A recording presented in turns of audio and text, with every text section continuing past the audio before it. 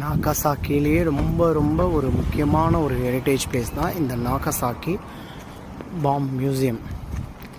இதுதான் வந்து நீங்கள் ஜப்பான் வந்து இந்த நாகசாக்கியில் இந்த இடத்துக்கு வந்தால் மட்டும்தான் யூ கேன் அண்டர்ஸ்டாண்ட். ஹாய், நம்ம இப்போ இருக்கிற வருஷம் 2024.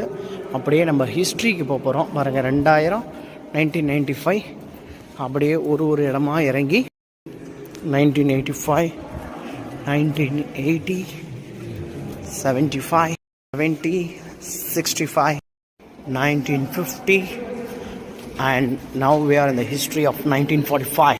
1945 ஆகஸ்ட் மாதம் 9ஆம் தேதி காலம்புற 11:02 தான் உலகத்திலேயே 2வது பாம் விழுந்த இடம் இந்த நாகசாக்கி.